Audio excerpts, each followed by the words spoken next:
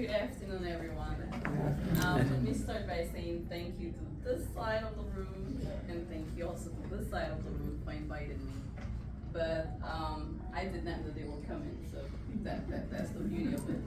And for you guys to leave your space and come to hear me and support me means a lot.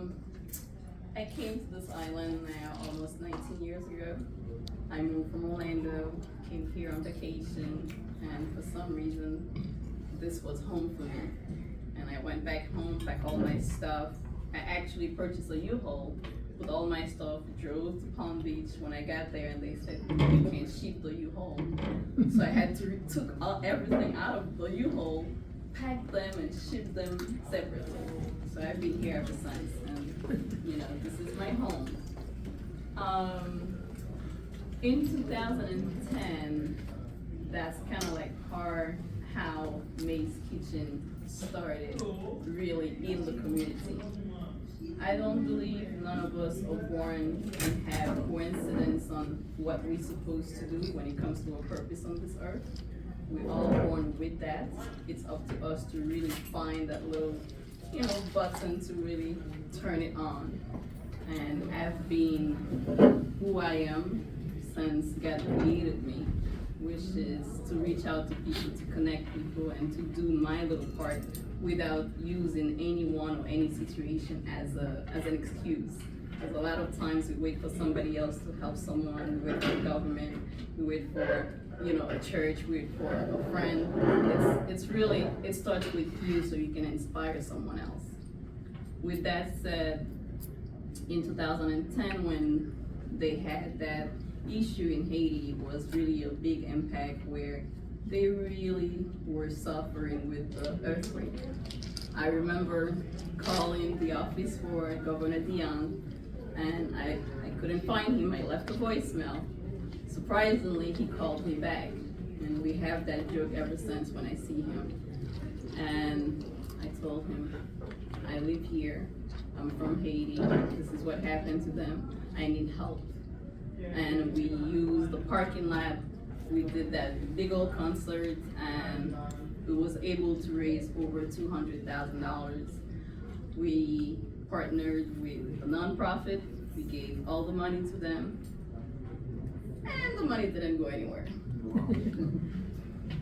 With that said, since then, I said to myself, a lot of us want to help people, but it's really for us to understand how, and how your help can really touch someone so you can truly help them, and also for them to help someone else. Most places that are poor places, if we want to be honest, we all have poor places in our own community, but some places get affected even more. And we choose to, for some reason we think if we feed them with some food, if we give them some clothes, we're helping them. And the Bible says, or even when your parents saying, if I show you how to fish, it will be better. You'll know how to, caught the fish the next day, so you don't need me. So from then I decided, I need to find a way to really help. But I want that help to sustain where it's truly a help that can give you hope. I started doing my rounds in this community. I got involved in a lot of things. I went, did the soup kitchen. I do my own Thanksgiving dinner where I feed some people in the community.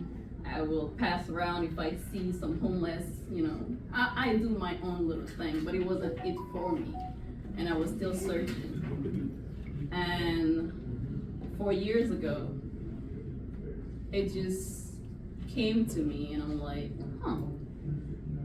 I was born, my father passed away 3 months before I was born.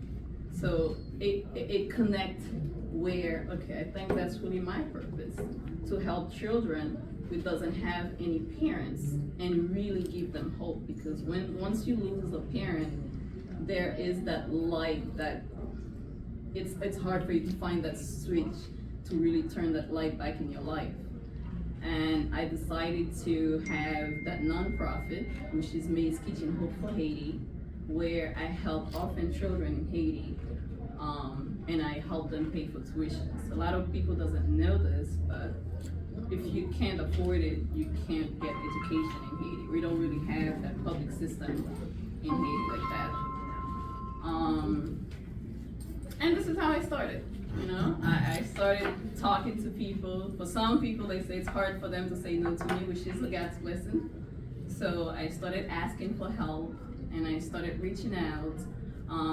I didn't want to send clothes. I didn't want to send food. I can feed you today, but if you don't have an education, it's for you to help yourself the next day, it's for you to understand, because it doesn't matter where you go in life. Once you don't have an education, it's kind of like you're a dead person.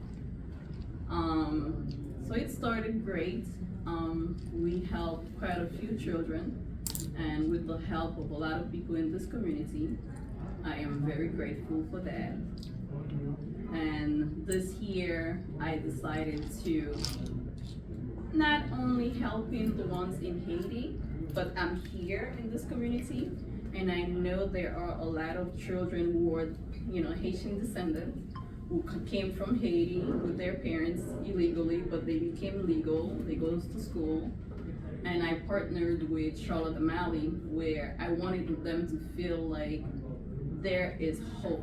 Someone is there for you. Someone is looking out for you, because we have a lot of scholarships from various, organizations, and some of them, have strictly for this person, for that particular thing. And I wanted them to feel like, okay, somebody's there for you. We're looking out for you. Because truth be told, if we truly want children or the world to change, we have to show those children a path where they can not only sustain themselves, but also know how to help others and believe in themselves, so they can really believe that they can make a difference. I was grateful to do that, and we were able to give $1,000 for each, well, not each, at least 10 students from high school. And the result was really special. When they came and they said, we never had this, and even the principal and the assistant principal, they never had that. Nobody ever looked out for them. We have a lot to do. We have a lot to go, because we have children that are here. Fortunately, they can still go to school, but their parents still don't have their legal papers, and they're still waiting. So those children, it's a little bit more difficult for them to apply for financial aid, because they still need their parents' information. So if your parents still doesn't have, or if they just applied and got their social security card, but yet they haven't worked to do their taxes, so therefore they have no proof on how to apply for those documents. It's a lot in the little picture that you have to get into, but I think if we're really looking on how to help this community as a whole, we really make a big difference, in those little lives. And one thing that I really adore about St. Thomas of the Virgin Islands is the fact that it's just a melting pot. Pot, when you see one another, you feel like you belong to each other. And we don't really, we have other people that make people feel like they don't belong, but yet, once you connect, and once you can reach out to someone always there to show you, someone always there to embrace you. And that's one thing I feel like if we, from little, pass on to those children, they can hold on to, and we can really have a better community here. In a nutshell, that's what the scholarship, the organization is about. But it's really enforcing to help children who doesn't have parents and give them hope. I am really thankful to come here and tell you that part of the story, and also continuing with helping them, and also when they have legal services that papers they need to file and things like that. I don't feel like it's fair for them not to get a job.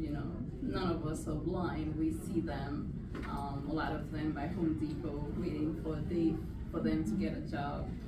And they're gonna have to fill out the paperwork. The difference between them and us is the fact that you can speak the language loudly. They do understand, you know. A lot of Haitian people, they understand every single word you're saying. But like we all know, there is that thing behind you that makes you feel inferior. So you're scared to say things in front of people. So they're not gonna verbalize and say things, but they need the help. And with that, if they need to fill out the paper, to file for their TPS or work permit, you know, if we can, why not? And that's where I came, and I did a lot of that. I did a lot of help with the court system as well here, where I translate for them. I have a little story from one of them that I helped that really kept me going. I remember maybe 10 years ago, 12 years ago, I went to immigration to help someone. It was one person, and at the time my daughter was almost 2. She was doing the program at Montessori where she finishes at 11:30.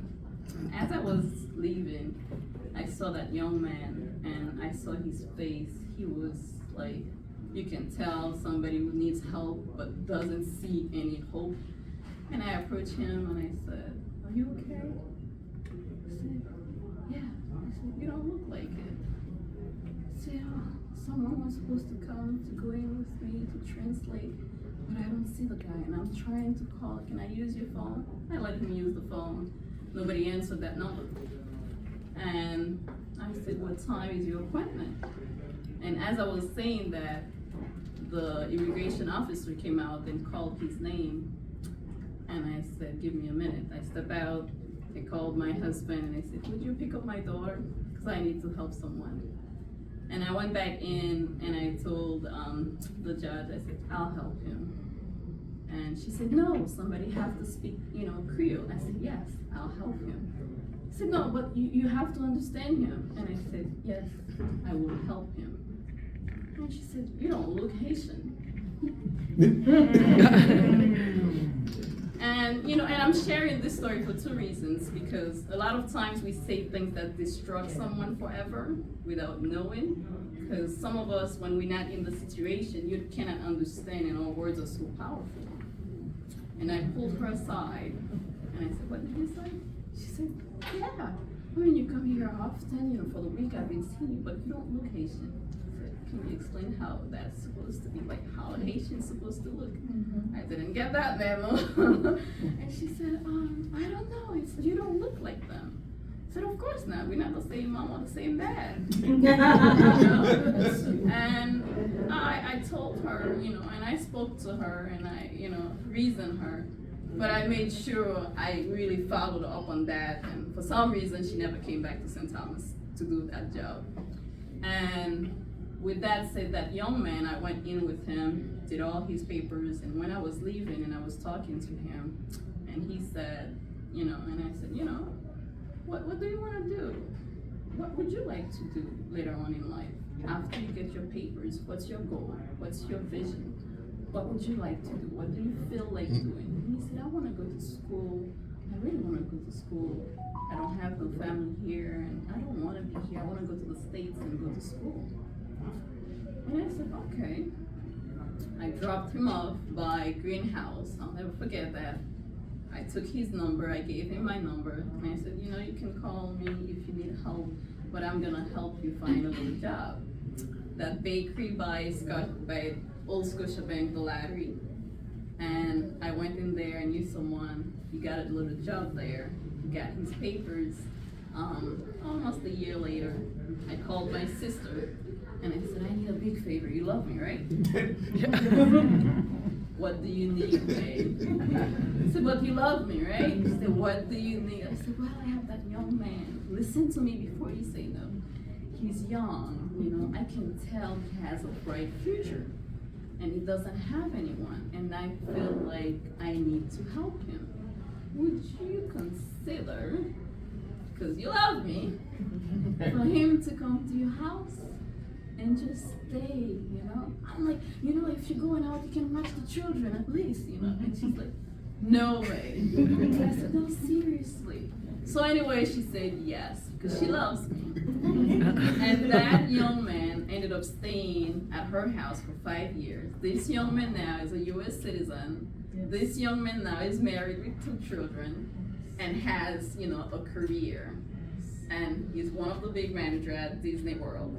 Wow. And you know, it's just a little thing. We all have that big bright light inside of us. If we can only share it, not like Wafa, but if we can only share it, you know, with someone, and that's all it takes. You know, that's really all it takes. And this is me. I truly believe that God created me to just do my little part on helping other people, because if it wasn't God, without the Father, you know, who knows what could have happened to me if somebody didn't try to help me in any kind of way. And that's all about me.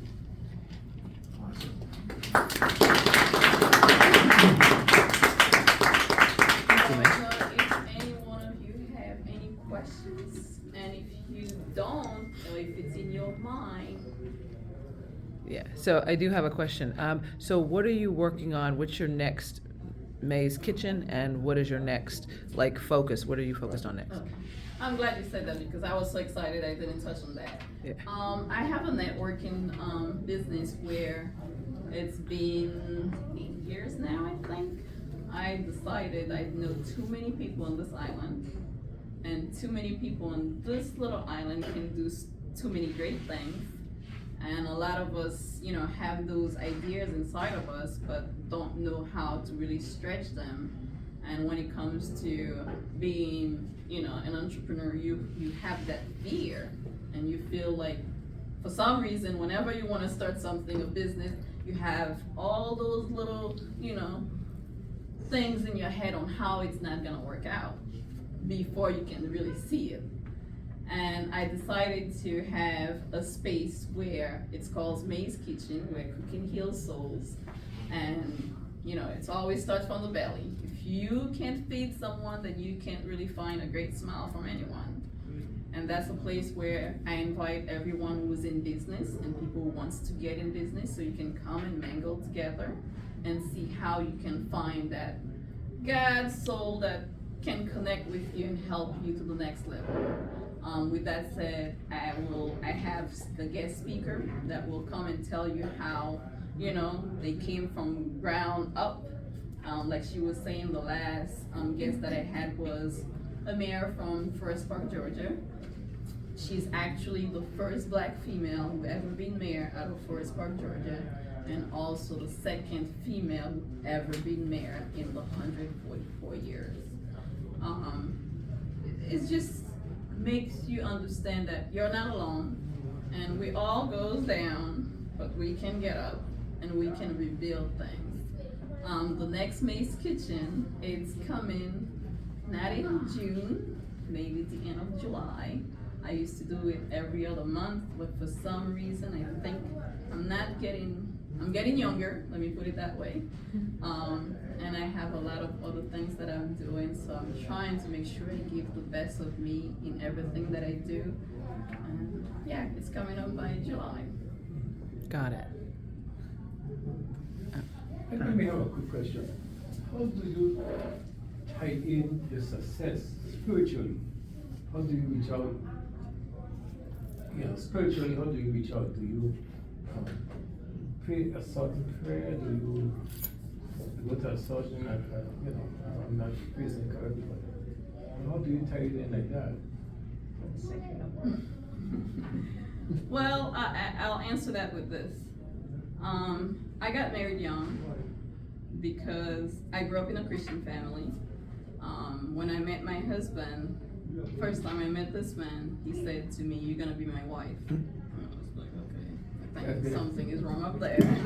I don't know this man. I have a list. I describe. I think I'm not an artist. She is. But I think, from young, as a young girl, you always have those things in your head, how you want your man to look like and how your life's supposed to be. he was not on that list. And with that said, I looked at him and I just like, I think something is wrong with you. And before I got in the car, he said, the only reason why you will not be married to me is if you don't want to wait until we marry. Okay, I don't believe those men do exist, but I guess they do exist. So from there, everything kind of shifted for me. But I honestly, from a young age, I'm the youngest out of 4 by age, but I tell all of them what to do. I don't believe God created first of all, I don't believe the Bible is wrong when it says that you can do all things. That's something I strongly believe in. And I don't believe God created all of us to just do your thing, I do my thing. You are in this life. If I see you, there is a reason why. So I don't take nothing from me. I believe everyone with me is supposed to connect with me at whatever level. I will ask God, visions. When I have things, and I think He's tired of all the goals that I have in my head, but when I go to Him for a specific thing, I will ask Him for little signs. And, my spiritual and my relationship with whom I believe is a little bit silly and different. So I ask for little signs, and I'll be like, even if this lady just don't say hi to me, then I'm not supposed to do it. Like little things like that. And I'm being honest with you. And when that happens, I'm like, okay, I get it. Thank you for the help. I got it. So I really just look for signs that I think I asked for. And if people next to me, I connect them in a way that they can't say no to me. Yes, thank you for your presentation.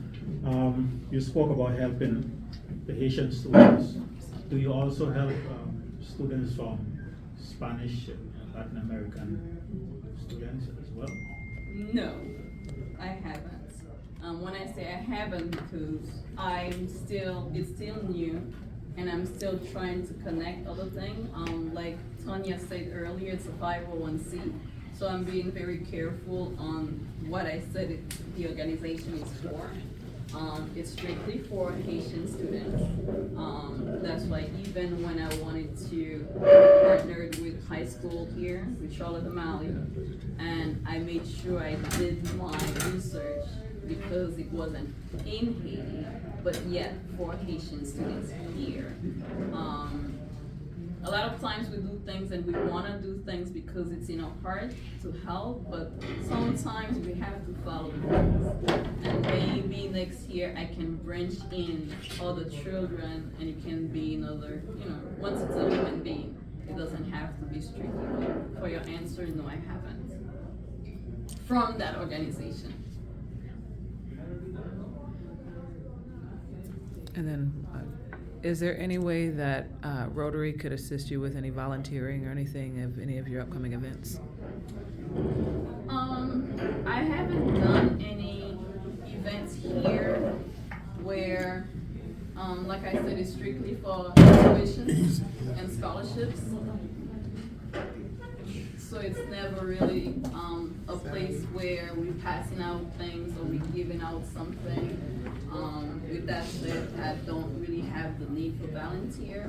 But if anyone wants to, let's say, adopt a child or want to financially, receive help with tuitions and scholarship, and you ask me, it is $2,700 a year for one student.